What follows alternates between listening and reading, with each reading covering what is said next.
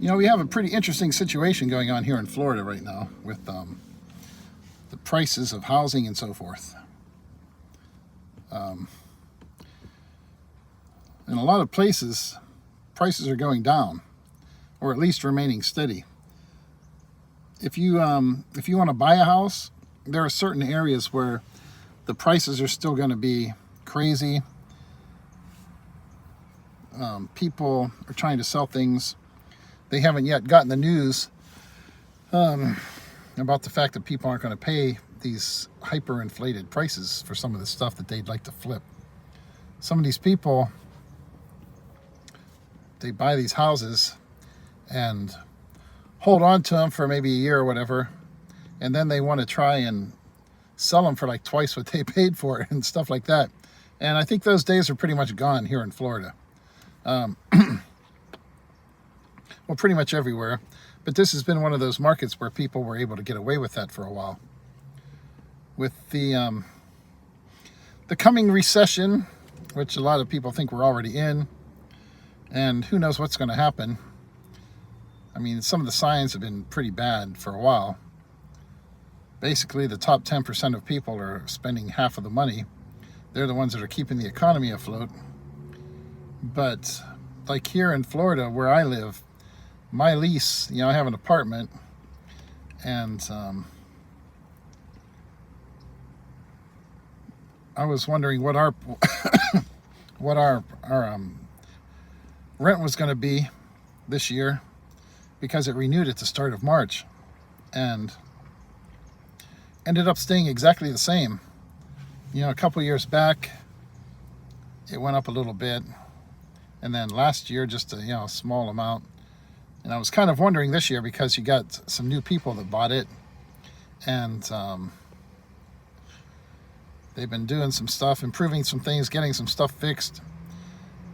We had some damage a while back from hurricane and so forth with the roof on our one laundry room and everything like that, and they've got that stuff fixed up. They're working on the sidewalks and some of the potholes back in the back part of the complex and all of that. And I just assumed that they were going to jump the price up a bunch. I don't know if it's not really new owners, I think probably, but a new management company at least, something like that. And the way it looks, though, they're not going to do that. I don't think they can. We've had a lot of vacant houses, vacant apartments for a while. I think a lot of people got evicted a while back. And right now, there are so many available units here in this area for people to rent that the prices of rents are either, like, maybe in some cases actually going down a little or remaining the same. They can't just keep bumping up the rent every year like they used to. So that worked out good. I'm happy to see that my expense for housing didn't go up any this year. That's always nice to see. But you have to wonder what the long-term meaning is of all of that and where we're going to go from here. If things go the way a lot of people fear, honestly, I was one of those people who a couple years back was just amazed that we hadn't gone into a recession as it was. Some people will say if you actually, really dig into it and look at it, a lot of the indicators are there that would indicate that we already are. But you've had a lot of credit card spending and stuff that's propping things up. But here in Florida right now, the rents and so forth are really stabilizing. So I don't know if that means it's a good time to move to Florida or whatever, But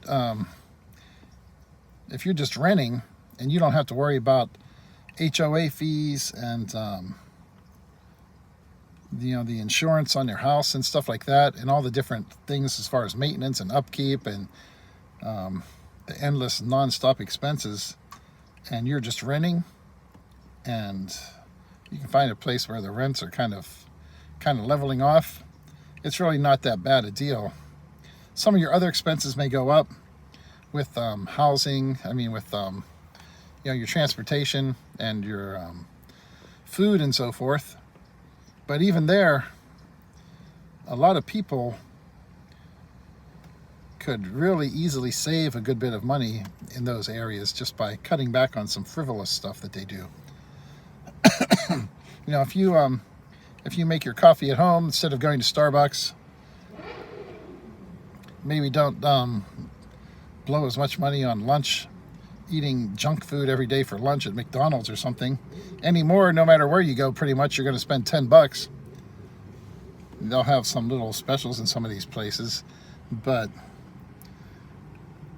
the cost of living this year, I don't think is, depending if you're selective on your purchases and where you shop and how you eat, might not be that bad this year compared to the way it's been. The problem, of course, is that we may be going into a situation where the prices are going down, but that's just because the economy is going down and nobody has any money, And you get all these people being laid off and stuff like that, and unemployment going up, and the number of people that are doing jobs that don't really pay them as much money as they need to have to comfortably survive might not be the best situation. But at least in terms of your housing right now, I think some of that's going to stabilize for people. I'm in a pretty good situation. I had, like I say, my rent is staying the same as it was last year. And I also, though, had a loan that I had taken out of my thrift savings plan at work some time back, and I got that paid off at the start of the year too. So even if some of my other stuff goes up a little bit, my car insurance or whatever is kind of remaining pretty much the same. It's not too bad. Kind of balances out the fact that I'm sitting around waiting for this postal service, the NALC contract to finally get done. I thought by now I'd have a raise and have a little more money coming in and get that back pay that they owe us. I'm hoping that will get done sometime here soon. So that would be nice, certainly. But in the meantime, I think prices are kind of leveling off for some people just because the economy is not doing all that terribly well. Of course, if you're one of the people who has been getting by putting all kinds of shit on credit cards and stuff like that, and have a bunch of loans, that's not going to be good, because that can't keep up forever. Sooner or later you hit your limits and you got to pay that stuff back, and a lot of people are having trouble doing that. You can see how many cars are the car loans that are delinquent on those, and people not paying their rent or their mortgage. So we're reaching a point where there may be some real pain. I know I saw President Trump and Elon Musk and people like that talking about how, we may have a little period of pain, but it's inevitable or whatever. Not really. Well, obviously, of course, a lot of that they don't want to take responsibility for any of their decisions causing any of it. But it is true, in trying to deal with some of this huge deficit we have and everything, sooner or later there's going to be some pain somewhere. It's going to be either sooner or later. And of course, a lot of people would rather get it done sooner rather than later. But at least I'm happy to know here in Florida, the rents have leveled off. You see some housing prices coming down too if people are interested in buying a house. The question is right now with the high interest rates and stuff, unless you're in a position to pay cash for something or you have enough money for a really good down payment, do you really want to be getting into that? Anyways, I guess come on down to Florida and rent a place, Problem is you have to have a job. So I'm fortunate I haven't had to worry about the job market for a long time, since I work for the post office and I was able to transfer here to Florida, with a decent job and all of that when I came.